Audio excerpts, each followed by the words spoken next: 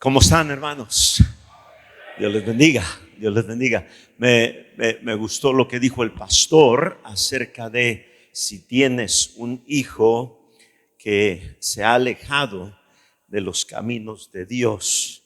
Qué importante, hermano, es orar y ayunar. Dice la Escritura, hermano, que hay un género que no sale ¿sin qué? Sin ayuno y oración.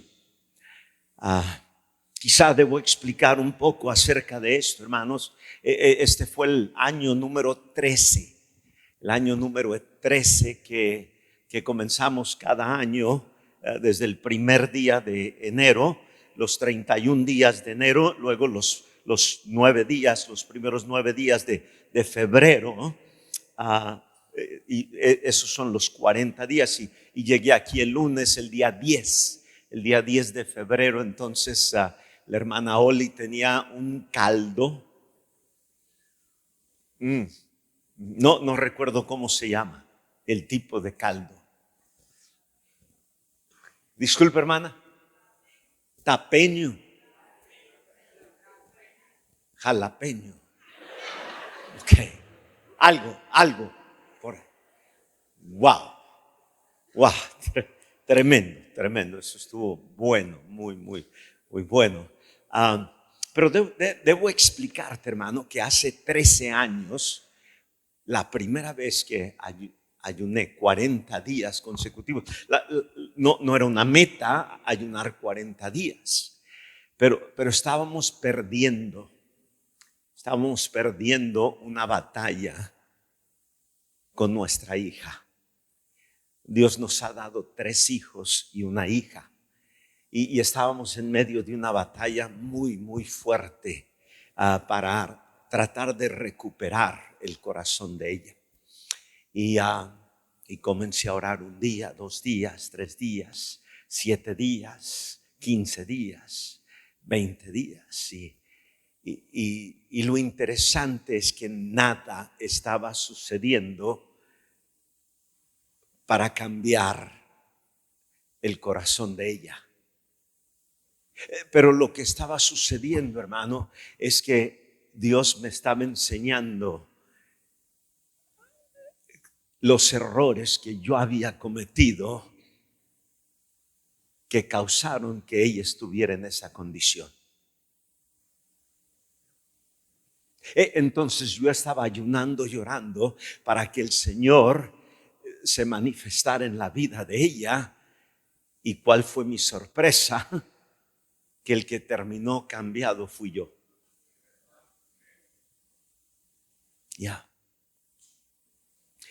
Terminamos esos 40 días y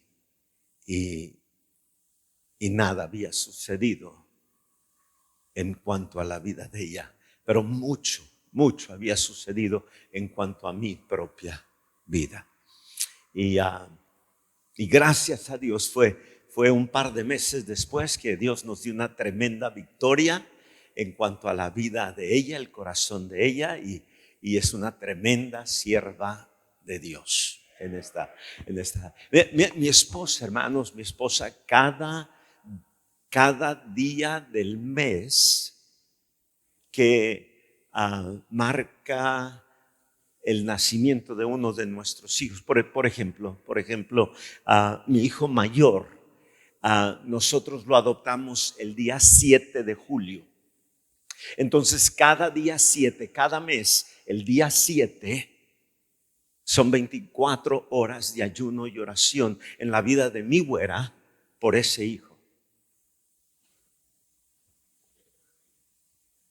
Mi hija nació el 17 de febrero. Ya va a ser su cumpleaños, si quieres mandarle algo. Y cada 17 de cada mes, no solo el 17 de febrero, 17 de enero, de febrero, de marzo, los 12 meses, cada día 17, la güera está en 24 horas de ayuno y oración por nuestra hija. Benaía, el que se va a casar el día 22, el próximo sábado, nació el 23 de abril. cada día 23, ella está orando y ayunando por ese hijo. Y el último, David, es el que va a graduar en mayo del colegio bíblico y va rumbo a Estonia, un país que colinda con Rusia. Ese es el campo misionero donde Dios lo ha llamado.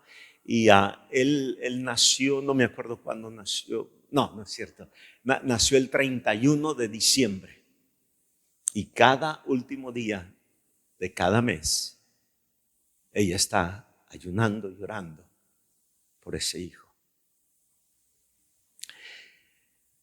No es fácil criar hijos. Ok, una vez más, no es fácil criar hijos. Si tú piensas que lo más difícil de criar hijos es calzarlos, alimentarlos, darles una educación, eso es fácil. Velar por sus almas, luchar por sus almas. Estaba allí sentado junto a la mesa de Biblias y libros y pasó una parejita y la hermana parecía que ya tenía unos 13 meses de embarazo.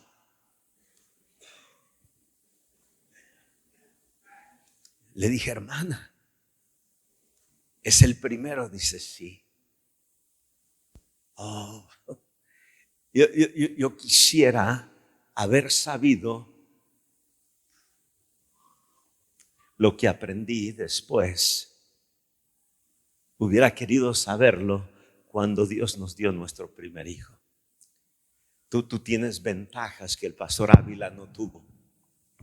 Amén. Tú tienes ventajas que el pastor Galván no tuvo.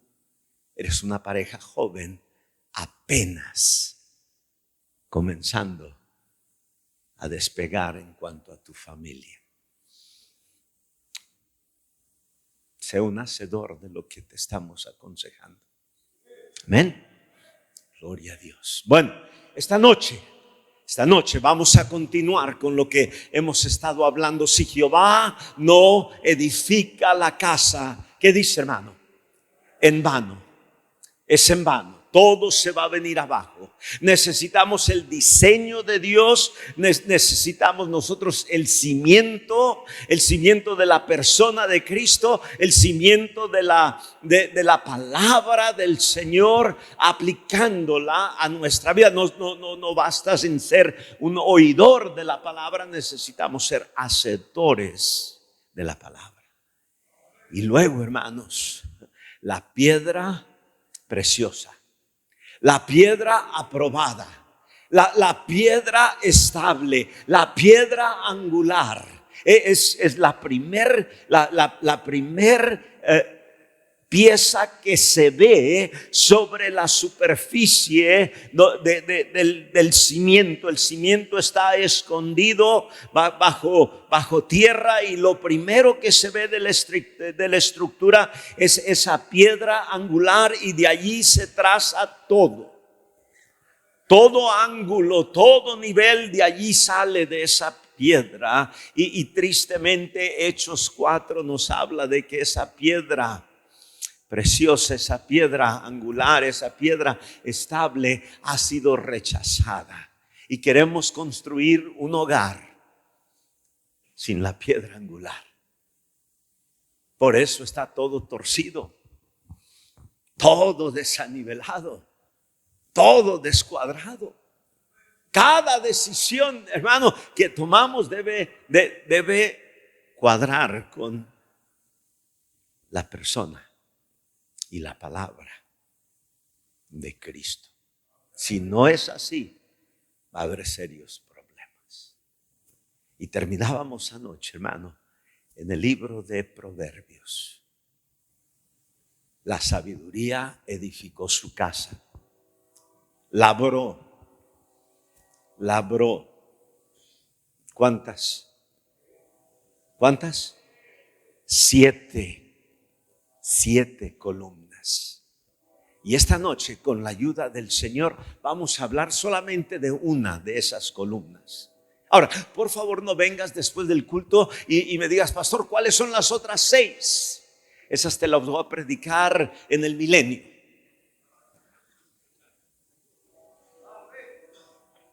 O en otra ocasión que vengamos. Pero te voy a dar una de esas columnas. Ve por favor, hermano, a la segunda epístola de Pablo a los Corintios, capítulo 5. Segunda a los Corintios, capítulo 5.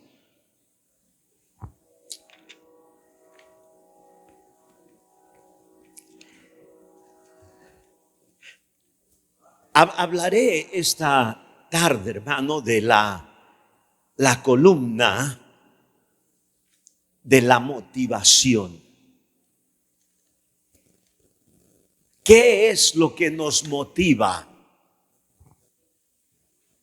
en nuestra vida cristiana?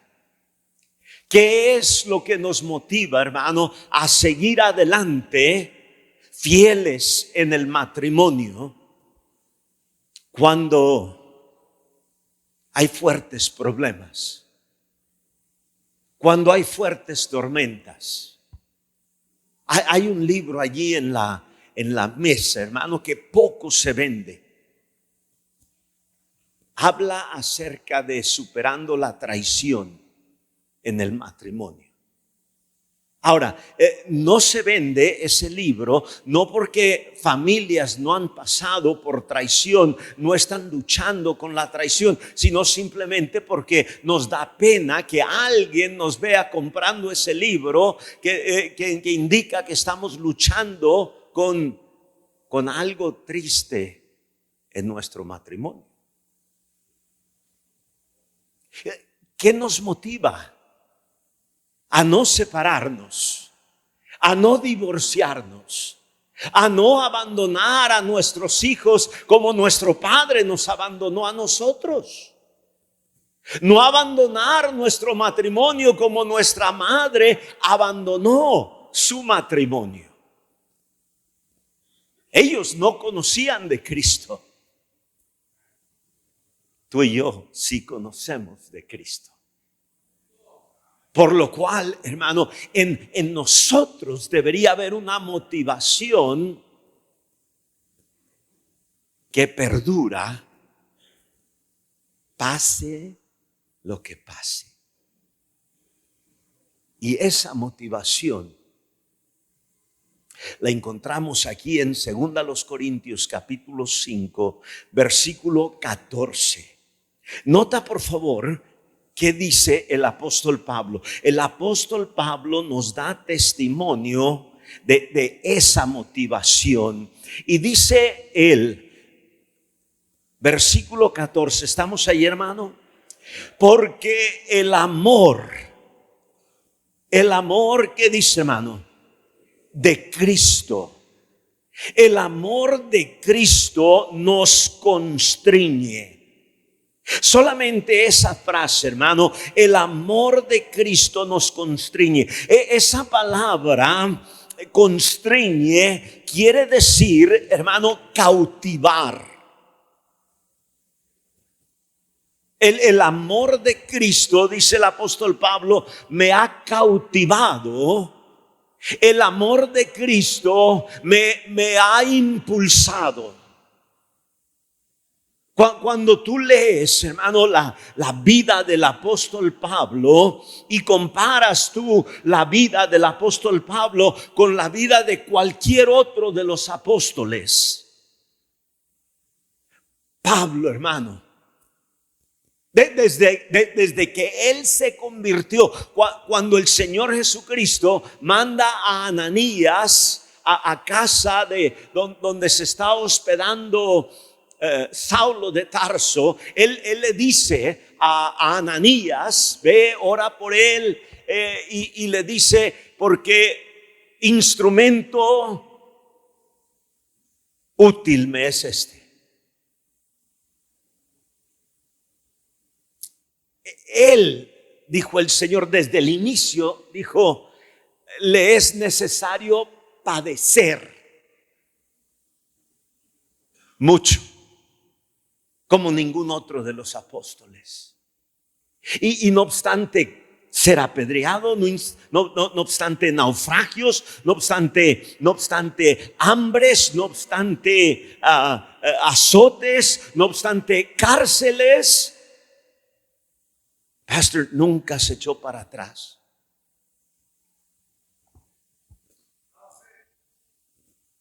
Y uno dice, ¿qué es la motivación de ese hombre? ¿Qué es la columna de motivación de ese hombre que nunca se echó para atrás?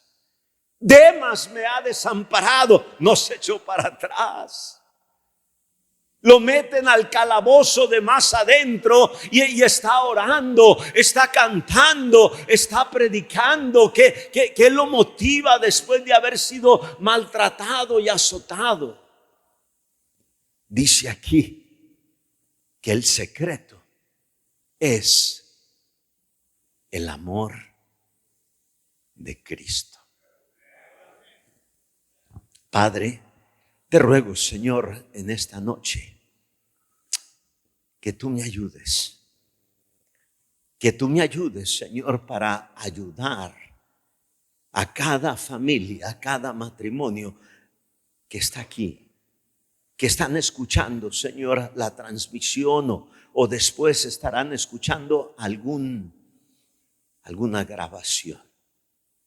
Dame claridad en mi mente, dame claridad en mis expresiones, Padre. Y ruego, Señor, que cualquier cosa que en mí que estorbará, que tu Santo Espíritu, Señor, nos dé su ayuda y su bendición. Quítalo, Señor, y bórralo, te ruego. En Cristo Jesús. Amén. Amén. Nota por favor, hermano, que el apóstol Pablo no habla acerca de su amor por Cristo. Él habla acerca del amor de Cristo. ¿Ves? El amor del hombre no es confiable. ¿Cómo te llamas, hermano? Francisco. Te voy a poner en curva, Francisco. ¿Qué tiempo llevan casados? Ok, él no sabe, pero ella sí. Yo le pregunté a él, ella contesta porque ella sabe que él no sabe. 17 años. Hace 17 años, Francisco, ¿cómo te llamas? Soledad. Hace 17 años, hace 17 años cuando se casaron, ¿tú la amabas? Sí. Ok. Le vamos a creer. Le vamos a creer. Ahora, escucha bien esto, hermano. Después de 17 años, ¿le amas más o le amas menos? Más. ¿Escuchaste eso? Francisco, hermano, acaba de dar testimonio de algo que es sumamente importante. El amor del hombre por cualquier persona, incluyendo su esposa y Dios, no es confiable. Pastor, espérame, acaba de decir él que él ama a Soledad más que hace 17 años. Ahora, lo que eso indica, hermano, es que el amor del hombre no es seguro. Si el hombre tiene la capacidad de amar más, entonces tiene la capacidad de amar menos. El amor del hombre es fluctuante.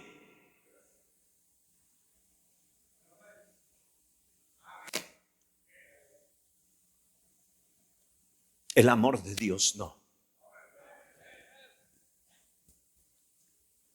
Si tú cometieras contra mí los pecados que hoy cometiste contra Dios afectaría nuestra comunión.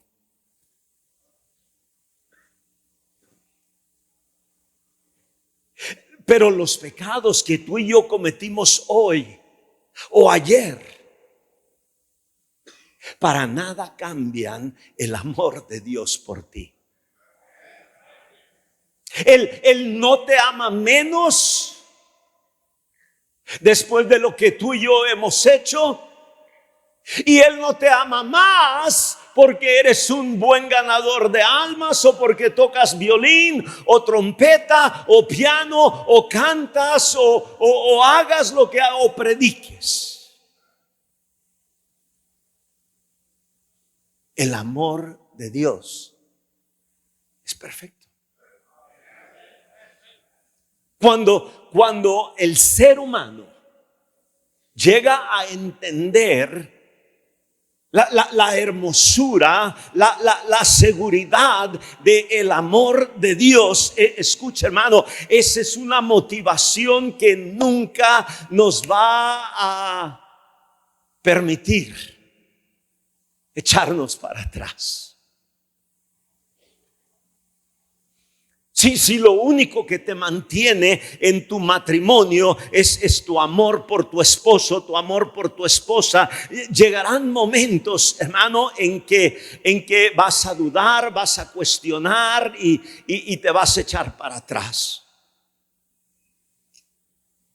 Pero si tu motivación de ser fiel a tu matrimonio y a tu familia es el amor de Cristo, no hay terreno más seguro. Déjame darte un ejemplo, hermano, de esto en la vida de una de las iglesias más halagadas en la Escritura. Vea Efesios capítulo 6. Efesios capítulo 6. Nota por favor, hermano, el último versículo que el Espíritu Santo inspira al apóstol Pablo a escribir a esta preciosa iglesia. Efesios 6. No estamos hablando de la iglesia en la Odisea, no estamos hablando de la iglesia en Corinto, no estamos hablando de la iglesia en Colosas o otras iglesias con fuertes problemas. No, esta es una de las iglesias, hermano, ejemplares. Y escucha el último versículo, dice la Escritura: la gracia sea con todos los que aman a nuestro Señor Jesucristo. Nota por favor cómo la membresía de la iglesia en Éfeso amaba al Señor Jesucristo. ¿Cómo lo amaban, hermano? Con amor inalterable. Nada podía suceder en la vida de los hermanos en la iglesia en Éfeso que alterara, que cambiara el amor que ellos tenían para Dios. Qué tremendo halago. Llueva, haga frío, haga calor, sea domingo en la mañana, sea miércoles en la noche, los hermanitos de la iglesia en Éfeso, hermano, estaban al pie del cañón. Amén. Escucha, hermano, porque amaban a Dios con un amor inalterable. Dices tú, pastor, pero nos acaba de decir que el amor del hombre no es confiable. Y aquí la Biblia dice que ellos amaban a Dios con un amor inalterable. Bueno, en esa época de sus vidas amaban a Dios con un amor inalterable. Unos años después, hermano, a la iglesia en Éfeso se les escribe otra carta. No, pastor, en la Biblia nada más hay una carta a los Efesios. No, hay dos. La otra carta, hermano, es una cartita, es una notita. En Apocalipsis capítulo 2. Esa carta no la escribe el apóstol Pablo, esa carta la escribe el mismo Señor Jesucristo. ¿Sí recuerdas? Y dentro de esa carta, escucha las palabras que el Señor Jesucristo escribe. Pero tengo contra ti que has dejado. ¿Qué cosa? El amor inalterable.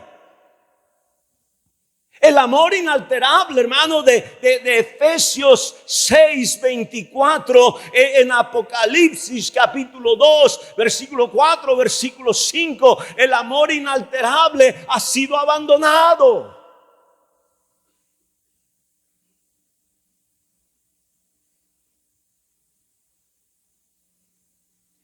Pero el amor de Cristo sigue siendo el mismo por los hermanos de la Iglesia Bautista Fundamental de Efesios. Amén, eran bautistas fundamentales. Amén. Gloria a Dios.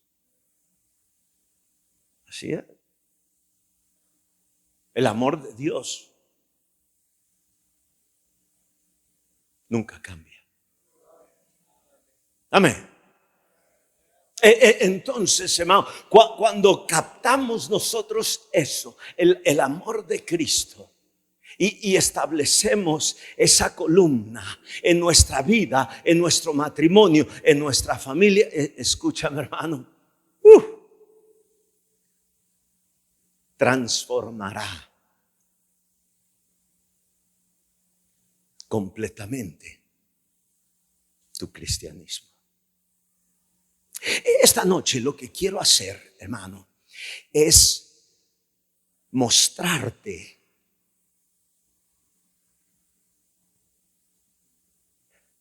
a una familia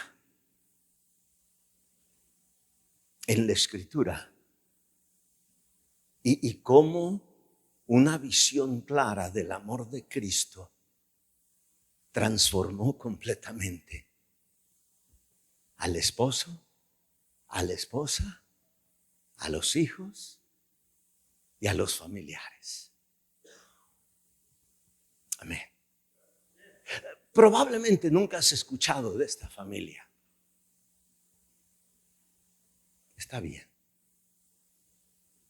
Pero que Dios te ayude, hermano, hermana, a nunca olvidarte de esa familia. Que sean un patrón en tu vida, una inspiración. Anota los pasajes y cuando estés tú en medio de una lucha, regresa a estudiar la vida de esta familia. Ok, vamos a comenzar la transformación de la familia que ha sido constreñida, cautivada, impulsada, controlada por el amor de Cristo. La primera mención de ellos se encuentra en Mateo 27. Mateo 27. Pastor, si está en el Nuevo Testamento, yo ya he escuchado de esa familia. Bueno, vamos a ver. Mateo 27. Sí, estamos ahí, hermano. Voy a comenzar a leer en el versículo 32. Para cuando llegamos al versículo 32, hermano, ya el Señor Jesucristo fue arrestado. Ya el Señor Jesucristo sudó gotas de sangre. Ya el Señor Jesucristo ha sido traicionado por 30 piezas de plata. Ya el Señor Jesucristo ha sido negado 3 veces por el apóstol Pedro. Ya el Señor Jesucristo ha sido abandonado por todos los apóstoles. Ya el Señor Jesucristo, a la altura de lo que vamos a comenzar a leer, Él ha sido juzgado, acusado falsamente y ha sido sentenciado a morir. Y están a punto de salir del pretorio rumbo a un lugar llamado el Monte de la Calavera. Escucha, hermano, lo que nos relata Mateo 27, versículo 32. Dice: cuando salían de donde fue el juicio, cuando salían, hallaron a un hombre de Cirene que se llamaba Simón. A este, ¿qué dice la Escritura? Léelo, voz fuerte. ¿Qué dice? A este, ¿qué, hermano? Obligaron a que llevase la cruz. Nota por favor, la primera mención de Simón de Cirene, hermano, no es una mención halagadora. No nos dice aquí la Escritura, hermano, que lo obligaron a llevar la cruz de Jesús.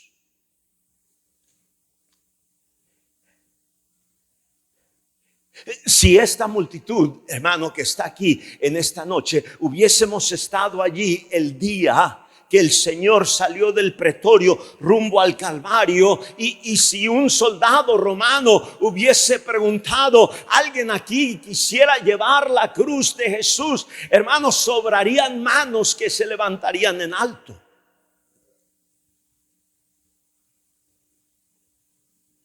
Espero que sobrarían manos. Pero la mano de Simón de Cirene no se levantó en alto. No, a él, dice la Escritura, a él, ¿qué, hermano? Lo obligaron. Simón de Cirene, hermano, no conocía a Jesús.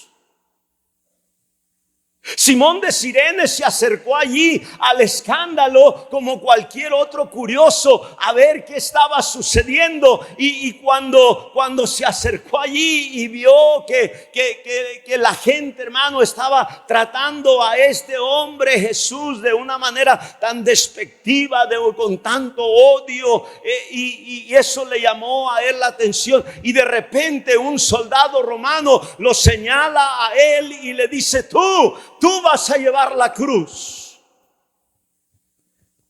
Había una ley romana, hermano. Jesús la menciona. Si un soldado te pide, dijo el Señor Jesucristo, llevar una carga, 1 milla, dijo el Señor, llévala 2. El gobierno romano le había dado la autoridad a todo soldado de imponer, de exigir a cualquier persona llevar una carga obligadamente. Pastor, ¿qué si se resiste? Una de 3 cosas suceden. Número 1, es multado. Número 2, es azotado. Número 3, es apresado. Ahora, no quieres ser multado, no quieres ser azotado, no quieres ser apresado, entonces llevas la carga. 1 milla. Y Simón fue obligado. Cuando la vida cristiana, hermano, es por pura obligación, Ese cristianismo nunca impacta a nadie. ¿Ves? Hay personas que han estado aquí lunes, martes, miércoles porque tu esposa te trajo. Si no, no estuvieras aquí. Hay jóvenes, hay señoritas aquí que tú no estuvieras aquí voluntariamente. Tú viniste porque te amenazaron.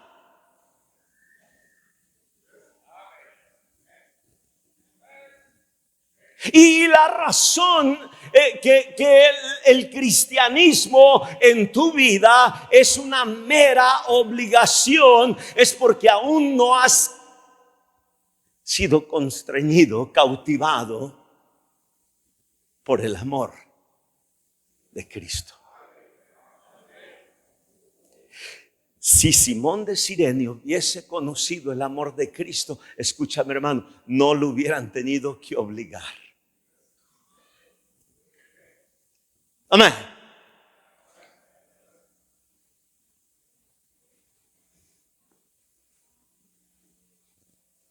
Observa por favor conmigo lo que dice Lucas de este mismo hombre. Lucas capítulo 23.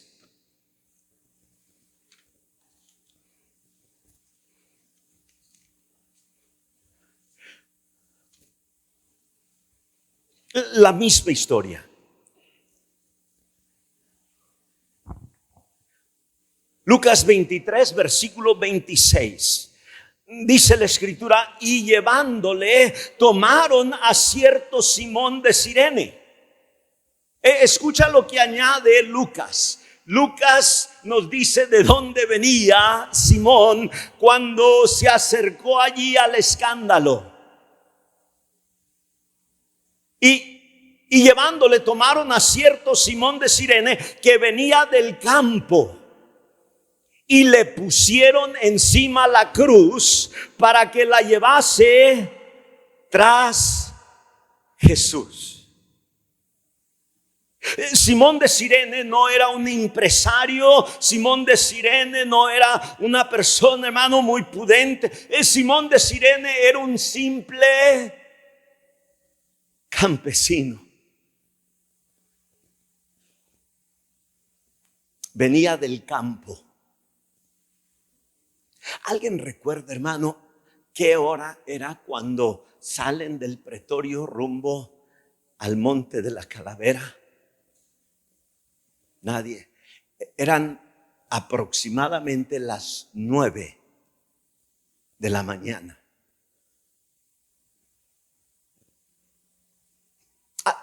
Si tú en alguna ocasión fuiste un campesino, o tu padre fue un campesino, o tus abuelos fueron campesinos, escúchame hermano, ningún campesino quiere terminar su jornada de trabajo a las 9 de la mañana.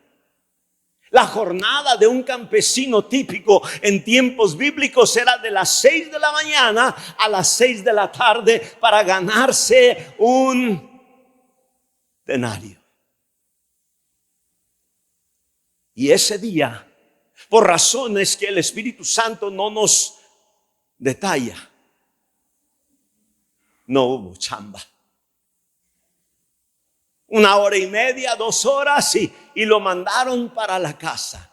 Alguien que trabaja en el campo, hermano, no tiene ahorros como depende de cada día de trabajo. Sin duda, Simón de Cirene, hermano, viene preocupado. ¿Cómo le voy a hacer? Déjame explicarte dónde era Cirene. Cuando llegues a casa, no lo hagas aquí. Por favor, no lo hagas aquí.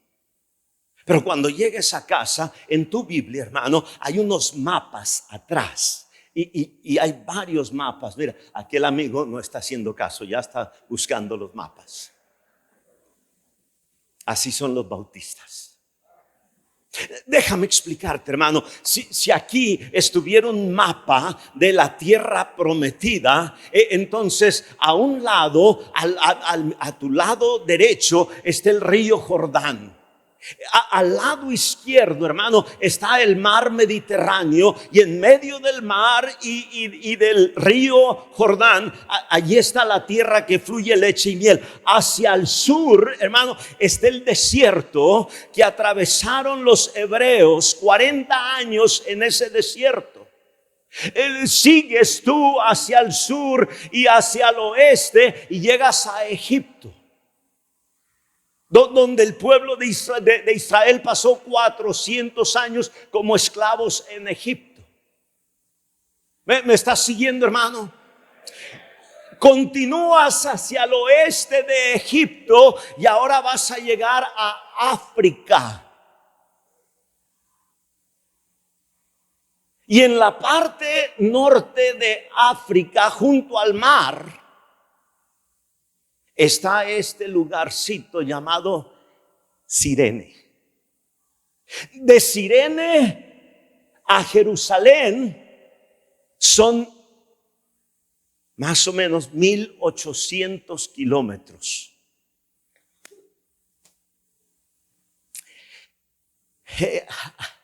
Allá en África, hermano, a Simón le llegó la noticia de que había un lugar, 1800 kilómetros de distancia, donde se barrían los dólares.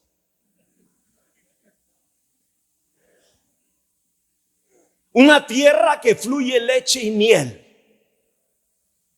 Y dejó su esposa, dejó sus hijos, dejó sus familiares y se aventuró y atravesó la migra de Egipto y los ríos de Egipto, el desierto y finalmente, hermano, llega a la tierra que fluye leche y miel a chambear, a ganar lana.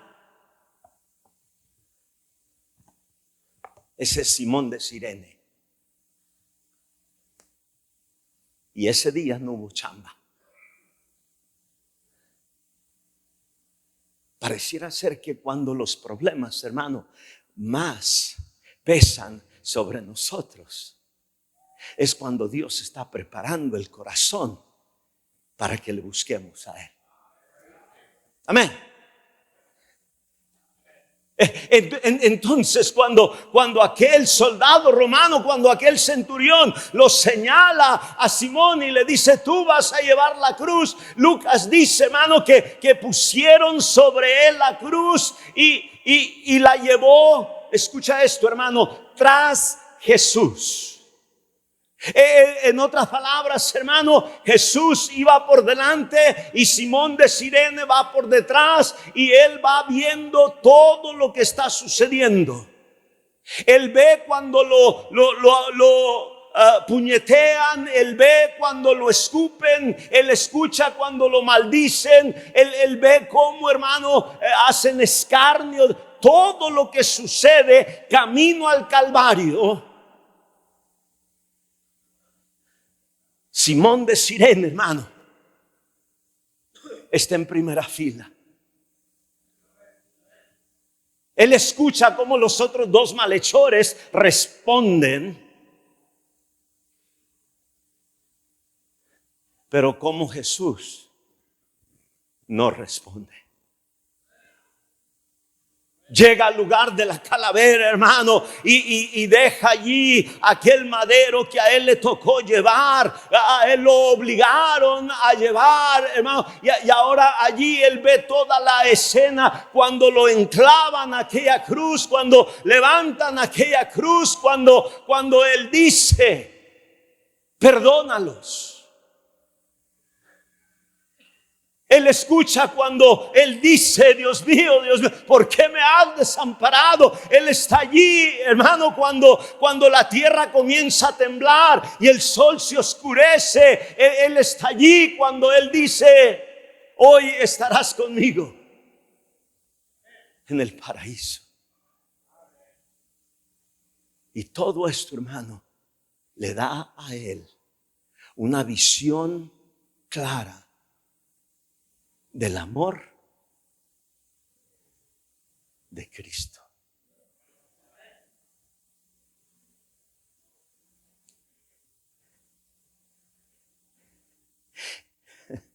después de ese día,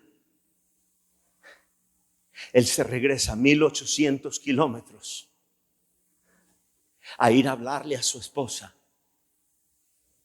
y a sus hijos y a sus parientes del amor de Cristo. Y se los gana. Dice tu pastor, ¿cómo sabe usted eso? Leyendo la Biblia. Es increíble, hermano, cuánto aprendes si lees la Biblia. Ve al libro de Marcos, hermano. Ve al libro de Marcos. Nota por favor el relato según Marcos, capítulo 15. Ahora, escúchame, hermano, antes de leer, este trasfondo que te voy a dar de Marcos es sumamente importante. Ok, escucha, hermano. Marcos es el evangelio. Marcos es el último evangelio que se escribió. Cuando los otros evangelios fueron escritos, Mateo, Lucas, Juan, Marcos era un jovencito. Marcos es el sobrino de Bernabé. ¿Recuerdas cuando Pedro está encarcelado y la iglesia está haciendo oración y Pedro es librado de la cárcel y llega golpeando la puerta? La oración se estaba llevando a cabo en casa de los padres de Marcos. Capítulos después el tío Bernabé se lo lleva en un viaje misionero y a medio camino se echa para atrás. ¿Por qué se echó para atrás, pastor? Porque era bautista. Fundamental.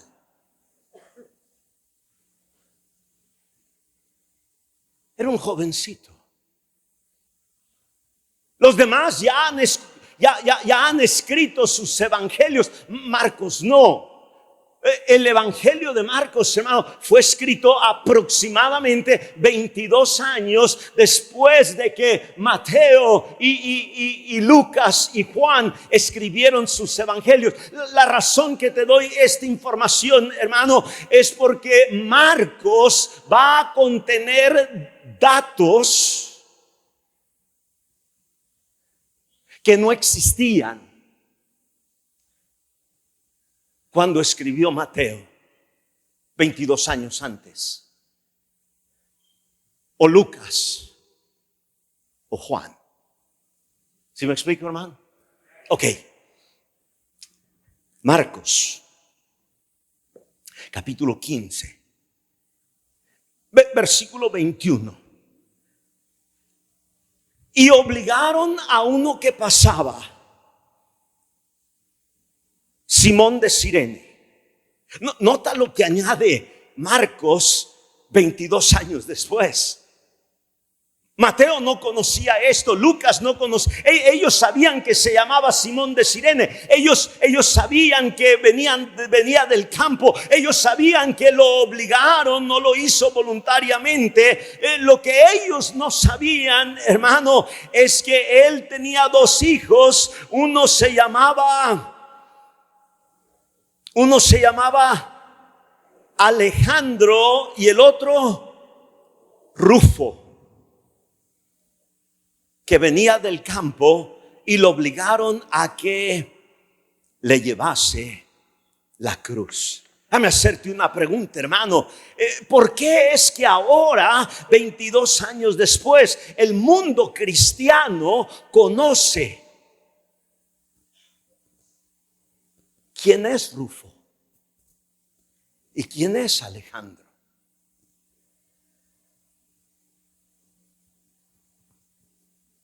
La única explicación, hermano, es que este hombre fue tan cautivado, tan impulsado con lo que vio del amor de Cristo, que ya no le importó barrer dólares. Amén.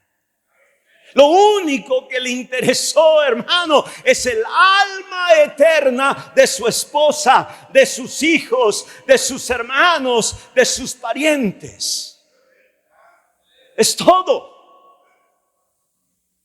No le importó volver a atravesar el desierto, volver a cruzar los ríos, volver a caminar 1800 kilómetros. El mensaje que llevaba, hermano,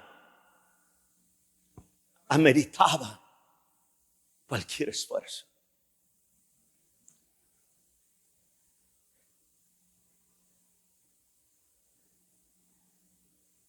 Simón de Cirene, padre de Alejandro y de Rufo.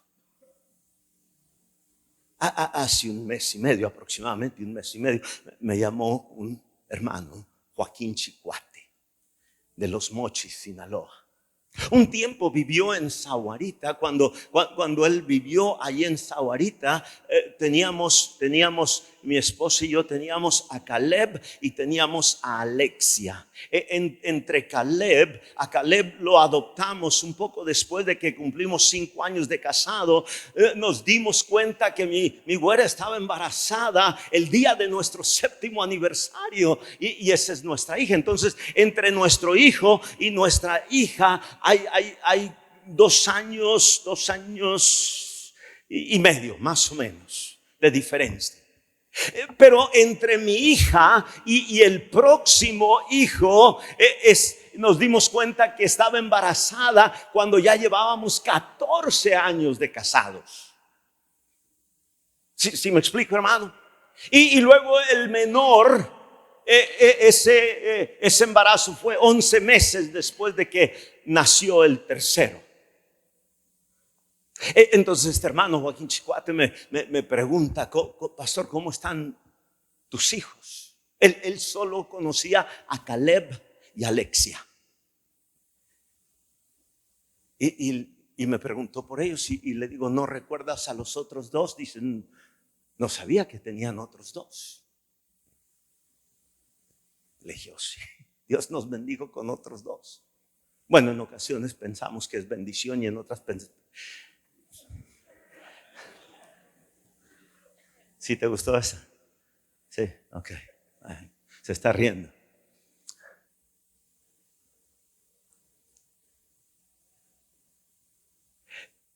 Cuando Mateo y Lucas y Juan escriben, nadie conoce a Rufo, a Alejandro. Nadie conoce a Lucio. Nadie conoce la familia. Para cuando Marcos escribe, el cristianismo motivado por el amor de Cristo impacta. Algunos aquí ya llevas 15 años y no has podido ganar a tus padres, a tus hermanos, a tus tíos, a nadie. No quiero ofenderte, no quiero hacerte sentir mal. Lo que quiero que hagas es reflexiona qué tipo de cristianismo estás tú viviendo.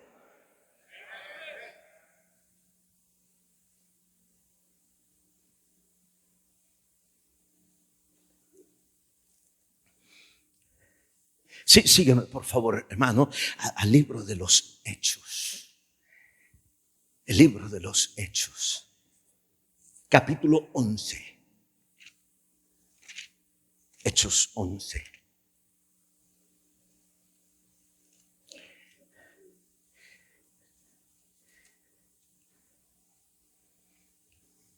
Un amén me avisa que ya estás ahí, hermano.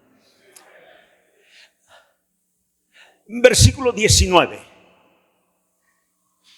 Dice: ahora bien, los que habían sido esparcidos, ¿a causa de qué, hermano? ¿A causa de qué? De la persecución que hubo con motivo de Esteban. Pasaron hasta Fenicia, Chipre y Antioquía. Pero nota, hermano, estos amiguitos no le hablaban a nadie la palabra, sino solo a los judíos. Estos eran de Samuel Esquivel. Solo a los judíos. Versículo 20, pero había entre ellos unos varones, ¿de dónde, hermano? De Chipre y de Cirene, los cuales cuando entraron en Antioquía hablaron también a los gentiles, a los griegos, anunciando el evangelio del Señor Jesús. Y la mano del Señor estaba con ellos, y gran número creyó y se convirtió al Señor. Escucha, hermano, ¿dónde está Simón? ¿Dónde está Rufo? ¿Dónde está Alejandro? ¿Dónde está Lucio? ¿Dónde están, hermano? Escucha, ¿dónde están? Están entre los perseguidos. Pastor, ¿qué significa eso? Bueno, Pablo, el apóstol Pablo, le dice a los hermanos de Tesalónica: todo el que quiere vivir piadosamente en Cristo Jesús, no se oye. ¿Qué, hermano? ¿Usará falda larga? No. Todo el que quiere vivir piadosamente en Cristo Jesús usará corbata. No. ¿Qué dijo? Todo el que quiere vivir piadosamente en Cristo Jesús padecerá persecución.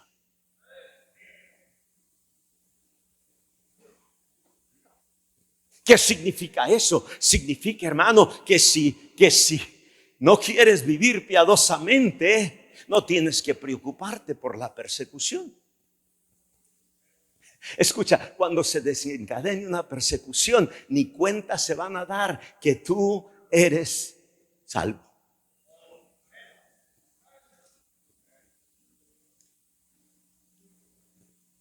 ¿Sí se oyó o no se oyó? Pero el devoto, el comprometido, el consagrado, ese va a padecer persecución. Mire, hermano, si hoy en día se desencadenara una persecución aquí en Monterrey, la gran mayoría de los que estamos aquí no tenemos que preocuparnos. A ti no te va a afectar. Dice tu pastor, usted a mí no me conoce. Usted no sabe qué tan comprometido estoy con Dios. Bueno, déjame hacerte esta pregunta. Hace 5 años se desencadenó el COVID. Y te dijeron: si vas a la iglesia, te vamos a multar. Si vas a la iglesia, te vamos a meter a la cárcel. Si vas a la iglesia, les vamos a quitar la propiedad. ¿Y qué hicimos?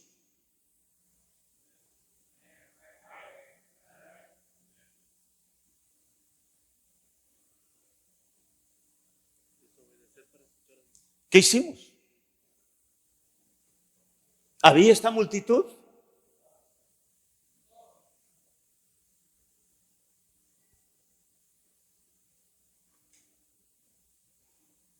El que quiere vivir piadosamente, no importa si es COVID, no importa si es la punta de una espada, no importa si te tienen encañonado, no importa. El que quiere vivir piadosamente en Cristo Jesús padecerá persecución.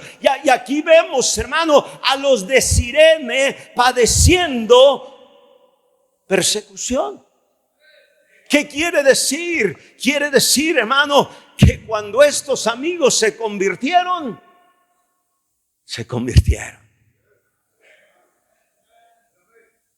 Y mientras todo mundo, hermano, va hablándole solamente a los judíos, estos amigos ni judíos son. Entonces ellos se llevan corte parejo.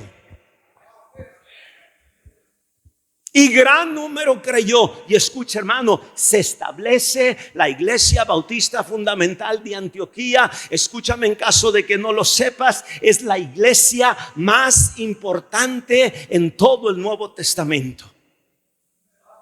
No hay una iglesia más importante que la iglesia en Antioquía. Escucha, tú y yo estamos acostumbrados a pensar que el apóstol Pablo fue el primer misionero. No, hermano. Mira, aquí en Hechos 11 todavía no existe el apóstol Pablo.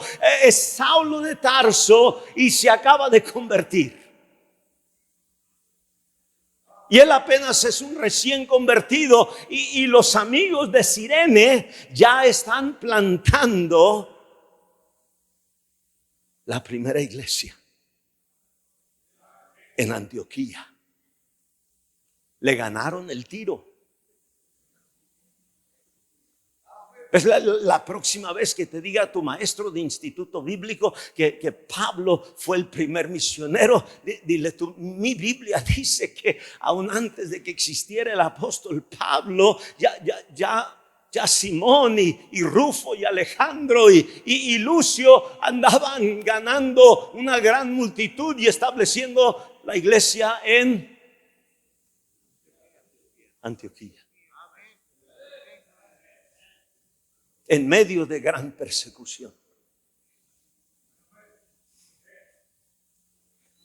¿Qué motiva a estos hombres? Escucha, hermano, el amor de Cristo.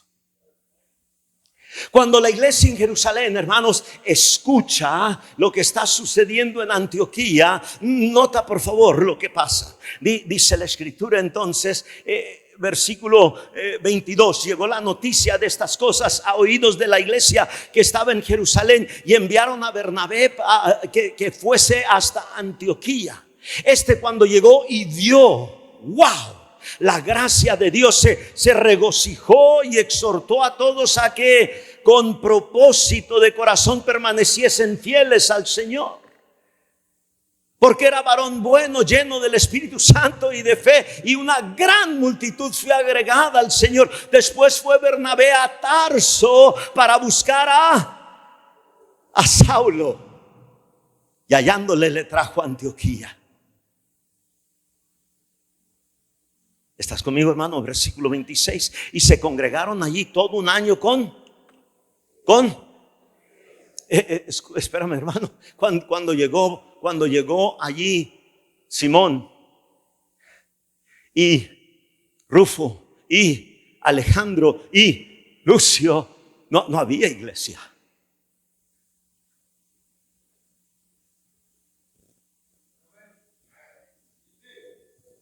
Y ahora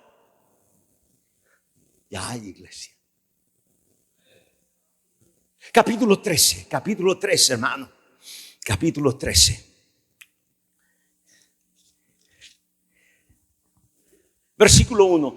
Había entonces en la iglesia que estaba en Antioquía, ¿qué había allí, hermano? Profetas y maestros. ¿Quiénes eran? Bernabé. ¿Quién más, hermano? Simón. Dices tú, no, pastor, este no es Simón de Cirene, este es Simón, el que se llamaba, ¿cómo, hermano? Níger. Déjame hacerte una pregunta, hermano. ¿Qué quiere decir la palabra Níger?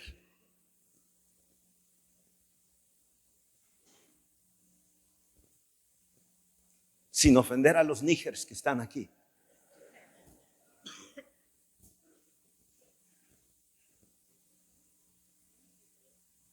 ¿Qué significa? Si sabes. Si sabes.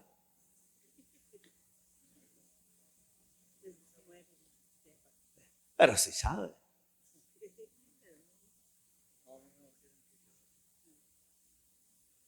¿Qué significa? ¿Qué significa? Níger. ¿Qué significa? ¿Qué significa? ¿Alguien sabe, hermano? ¿Qué significa? Negro.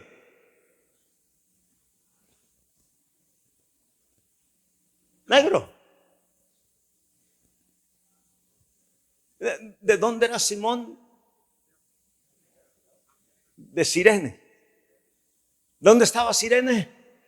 En África. ¿Qué color son los africanos? Negro. La Biblia está llena de apodos, hermano. Bernabé no se llamaba Bernabé, Bernabé se llamaba José, pero le apodaron Bernabé. Pablo no se llamaba Pablo, se llamaba Saulo. Pedro no se llamaba Pedro, se llamaba Cefas.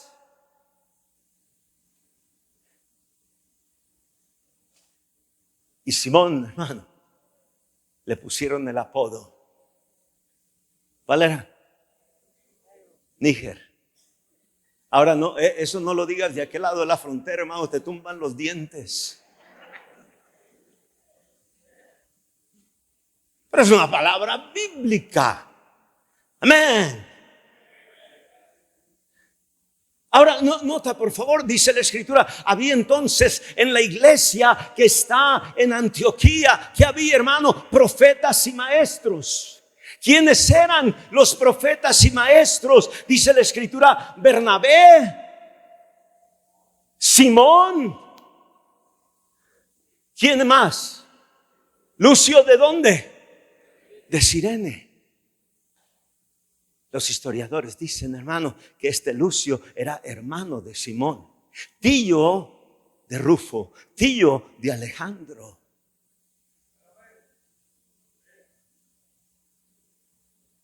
Bernabé, Simón, Lucio, Manaén y Saulo. Esos eran los 5 pastors de la iglesia en Antioquía. Escucha esto, hermano, escucha esto. ¿Quién era Simón cuando lo conocimos en Mateo? ¿Quién era? ¿Quién era? Un campesino. ¿Quién es ahora? ¿No se oye?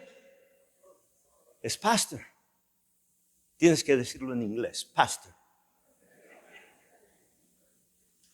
Es pastor. Cuando el amor de Cristo te constriñe, tú ya no serás la misma persona. Ya no. Ya no.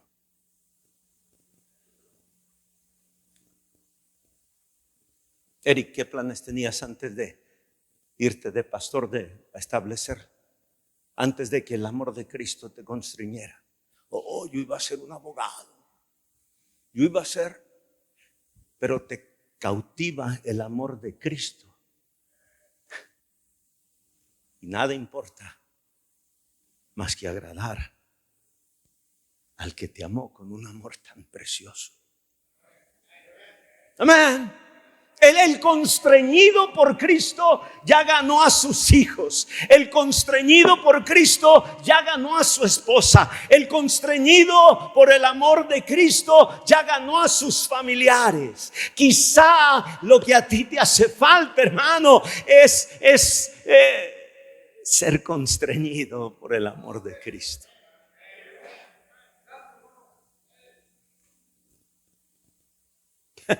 Nota por favor, aquí en lo que acabamos de leer, Simón, al que llamaban Níger, es el segundo, es el copastor, es el asistonto. Digo el asistente, discúlpame. Amén, hermano. Pero nota lo que sucede, versículo 2, dice: ministrando estos al Señor y ayunando, dijo el Espíritu Santo: apartadme a Bernabé. Bernabé es el pastor titular. Apártame a Bernabé y a Saulo para la obra a que los he llamado. Entonces, habiendo ayunado y orado, les impusieron las manos y los despidieron. Entonces recuerda, hermano, en el primer versículo es Bernabé, es Simón, es Lucio, es Manaén y es Saulo. El Espíritu Santo dice: apártame a Bernabé y a Saulo y los voy a mandar al campo misionero. ¿Quién queda? Queda Simón, Lucio y Manaén. Entonces, hermano, eliminas al primero y ¿quién se queda de principal pastor en la iglesia más importante en todo el Nuevo Testamento?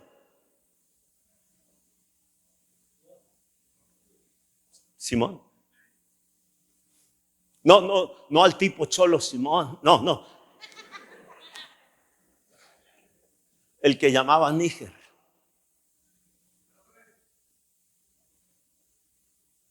Escucha esto, hermano. El obligado.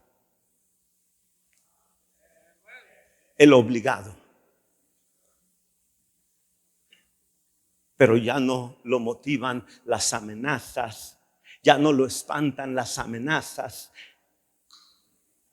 Ahora lo constriñe el amor de Cristo.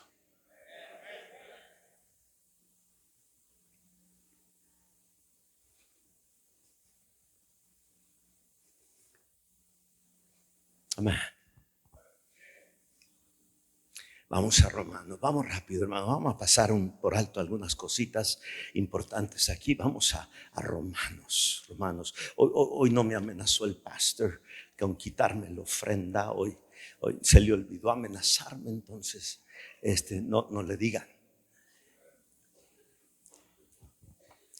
Pablo escribe la carta a los romanos, hermano. Ahora, si tú lees el primer capítulo, hermano, no hay tiempo para hacerlo ahorita, pero si tú lees 4 versículos del primer capítulo, el versículo 10, 11, 12 y 13, anótalos ahí, no los leas ahorita, hermano, léelos después. Si tú lees esos 4 versículos, tú te vas a dar cuenta, escucha esto, hermano, que Pablo nunca ha estado en Roma. En todos los viajes que él ha hecho, predicando por todas partes, nunca ha predicado en Roma. Desea ir a Roma, pero Dios nunca lo ha guiado a Roma. Aunque Pablo, el apóstol Pablo, hermano, nunca ha ido a Roma, Pablo está escribiendo a la iglesia en Roma. Dame hacerte una pregunta, hermano. ¿Quién comenzó la iglesia en Roma?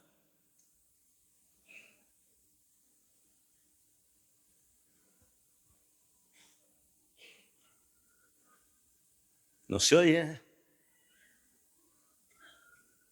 Sabemos que no fue Pablo. Pablo nunca ha visitado Roma. Y ya hay una iglesia allí.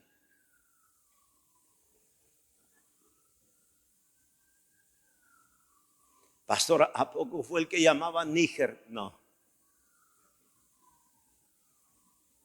Fue uno de sus hijos. Ve al capítulo 16. El último capítulo, hermano, Pablo lo ocupa principalmente, hermano, para mandar saludos a hermanos que él ha conocido en otros lugares.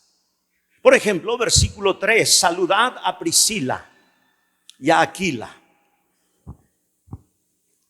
Saludad, versículo 5, a la iglesia que está en su casa, a Epeneto.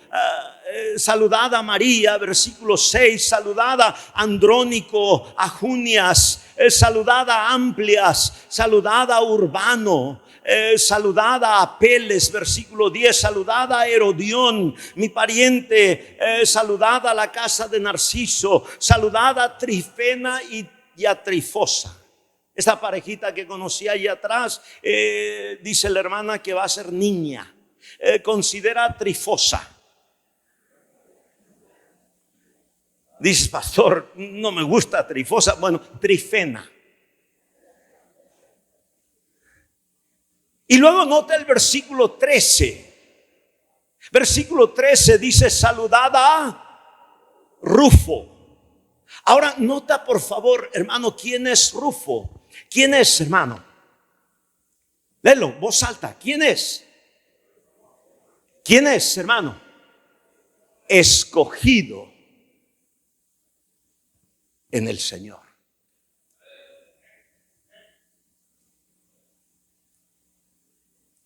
Si yo te preguntara aquí en la iglesia Bautista Monte Sinaí, ¿quién es el escogido? Disculpa, ¿quién? ¿Alguien lo dijo? ¿Quién?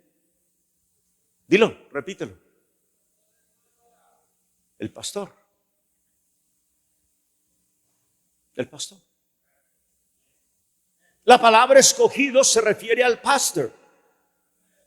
2 veces en el Evangelio de Mateo, en el mismo Evangelio, Mateo, en un capítulo y en otro capítulo, el Señor Jesucristo dijo: muchos son llamados, pocos los escogidos. En esta noche, hermano, si tú fueras sincero y yo te dijera: todos los que han sido llamados en un campamento, en una conferencia, pasen aquí a la plataforma, se llenaría esta plataforma, hermano.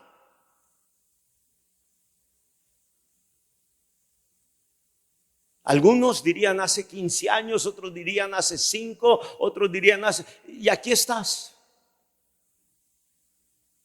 ¿Por qué? Porque muchos son llamados y pocos los escogidos. Pastor me hizo un comentario en estos días. Me voy a equivocar con el número, pero me hizo un comentario. Me dijo: en los años que llevo aquí pastoreando, hemos enviado de aquí de nuestra iglesia, me parece que me dijo 17 o 19 pastores.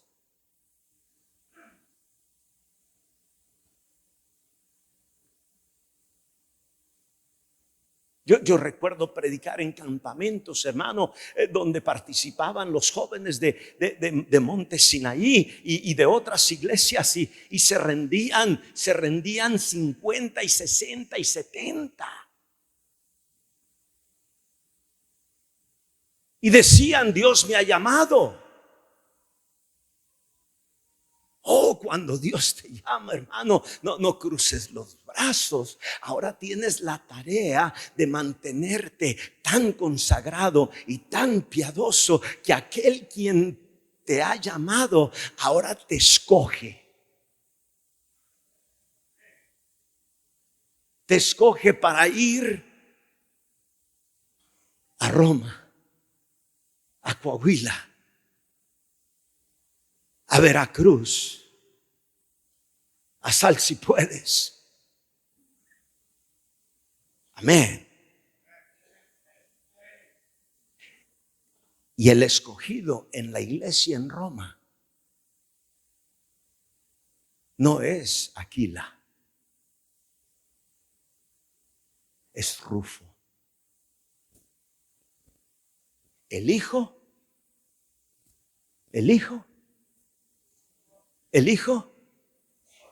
del obligado.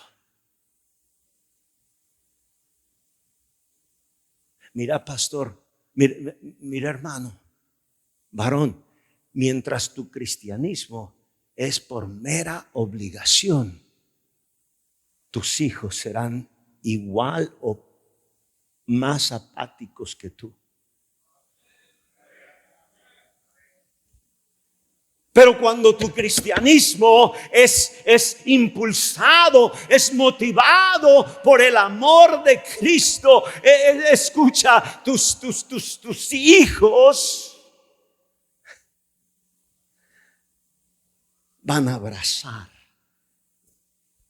ese mismo cristianismo.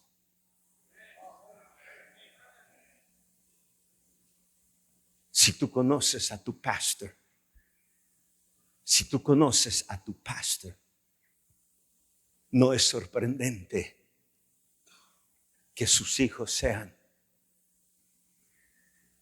como son.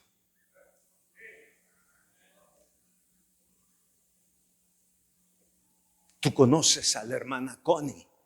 No es sorprendente que sus hijos sean como son.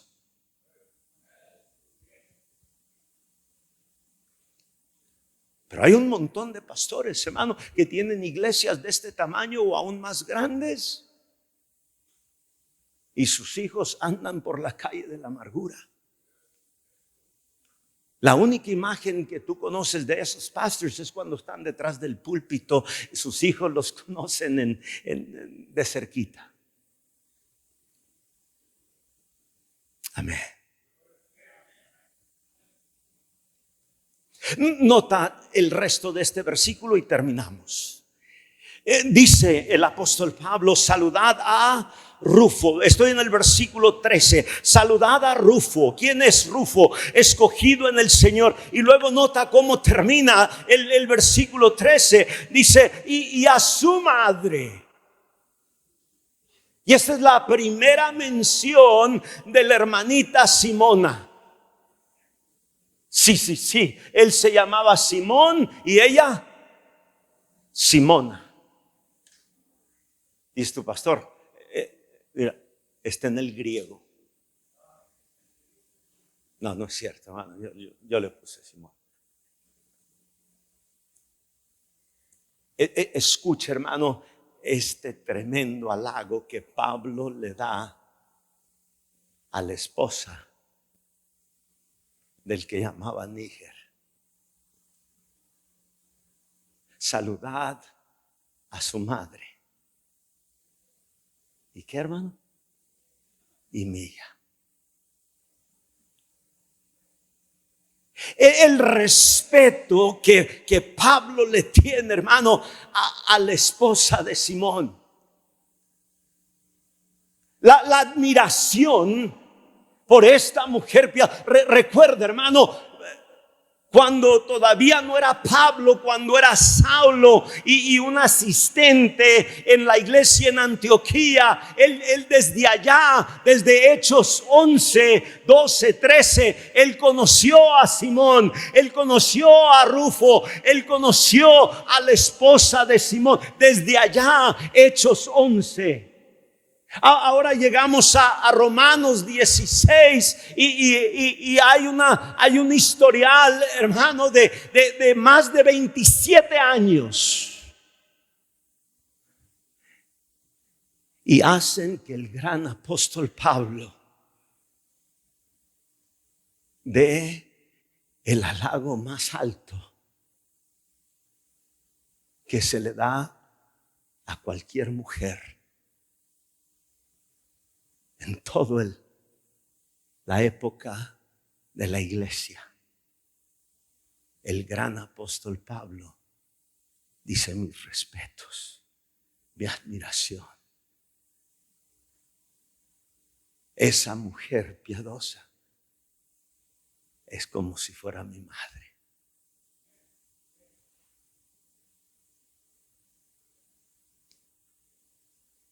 Todo comenzó a la fuerza. Y está bien, si tú llegaste aquí a la iglesia forzado por tus circunstancias, forzado por las amenazas de que tu esposa te iba a dejar, tu esposo te iba a dejar, forzado por tus padres. Si no quieres nada con Dios, empacas tus cosas y a la calle. No, pues así por la buena sí voy. Está bien que así haya iniciado tu vida en Cristo. El problema es que así continúe años después. Si quieres luchar por tu familia, La primer lucha que necesitas ganar es esa apatía, esa indiferencia, esa inconstancia. Y establece la columna de una motivación que nunca cambia. El amor de Cristo me constriñe.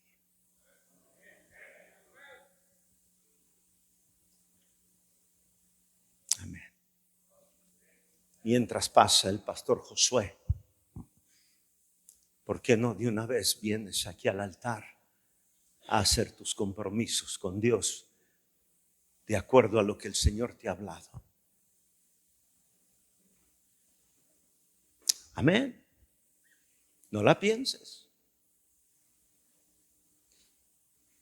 Ahora, si tú estás aquí y no estás seguro que el cielo sería tu hogar, no te vayas de este lugar. Es una bendición que nos hayas venido a visitar, pero no te vayas como llegaste. Antes de que te vayas, asegúrate que Cristo es tu Salvador. Asegúrate que tienes vida eterna. Asegúrate que hay una mansión preparada para ti. Pastor.